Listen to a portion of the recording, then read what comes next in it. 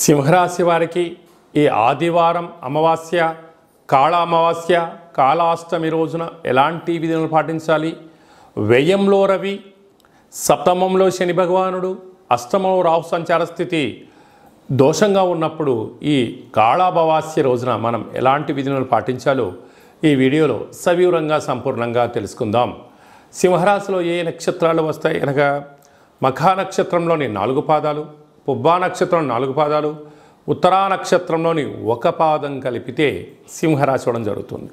చాలామందికి data of బర్త్లో లేనటువంటి కారణం వలన పేరు యొక్క మొదటి అక్షరాన్ని అనుసరిస్తూ రాశిని తెలుసుకునే ప్రయత్నం చేద్దాం.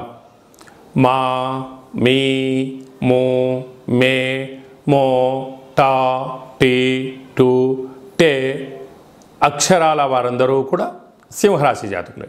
సింహరాశి యొక్క అధిపతి రవి.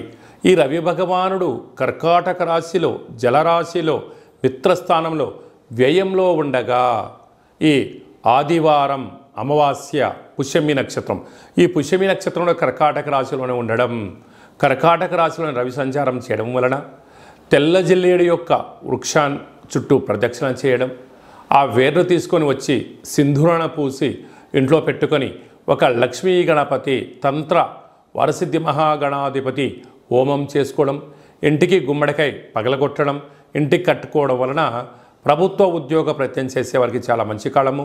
రాజకీయాలు, సేవా రంగాలు, వ్యాపార రంగ కార్యక్రమాల్లో ఉండబడిన వారందరికీ దురుసు ప్రవర్తన పనికిరాదు. సత్ప్రవర్తన, ఓపిక, పట్టుదల, సహనం, ఎదుటి వ్యక్తులు ఏదన్నా చెప్తూ ఉంటే వినే ప్రయత్నం చేయాలి.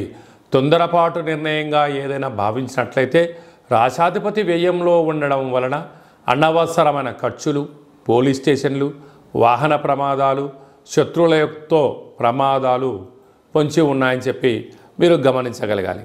అలాగనే రాశిలోనే బుధ శుక్ర సంచార స్థితి ఉండడం వలన విందులని, వినోదాలని, విదేశాలని, నూతన వస్త్రాలు, బంగారు ఆభరణాలు, వాహనాలు, క్రయ విక్రయాలు చేయాలని కోరుకుంటూ ఉంటారు.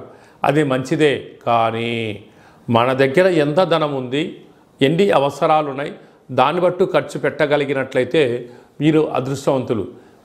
ఆర్భాటాలకు వెళ్ళారా, గొప్పలకు వెళ్ళారా, మీరు అప్పుల పాలు అయ్యే పరిస్థితి అధికంగా ఉంటుంది. తస్మాత్ జాగ్రత్త. అలాగా ధనస్థానంలో కేతు ఉండడం వలన ప్రతి విషయాన్ని కూడా క్షుణ్ణంగా ఆలోచించాలి. తెలిస్తేనే మాట్లాడండి, తెలియలేదు తెలుసుకొని మాట్లాడే ప్రయత్నం చేయండి. అనేక రకాలుగా సమస్యలను నివారించే పరిస్థితి ఉంటుంది. సప్తమంలో శని సంచార స్థితి ప్రేమికుల మధ్య సయోధ్య, నూతన వ్యాపారాలు, పెట్టుబడులు ఆకర్షించడంలో విజయం మీ సొంతం కాబోతుంది. అష్టమంలో రాహు కారణం వలన శత్రువులు ఎక్కువ, చిన్న చిన్న విషయాలకు ఆందోళన, అనేక మంది మీ యొక్క ఎదుగుదల కన్నా మీ యొక్క వినాశాన్ని కోరుకుంటున్నారు. తస్మాత్ జాగ్రత్త. కనుక స్వయం వృత్తులు, సేవా రంగాలు, వ్యాపారాలు, రాజకీయ రంగాల్లో, అలాగనే రియల్ ఎస్టేట్ వ్యాపారాలు, ప్రభుత్వానికి ప్రజలకు మధ్యలో ఉండబడిన వారందరూ సాఫ్ట్వేర్, హార్డ్వేర్ ఉద్యోగస్తులకు కూడా చాలా మంచి కాలం ఉందని చెప్పి గమనించాలి.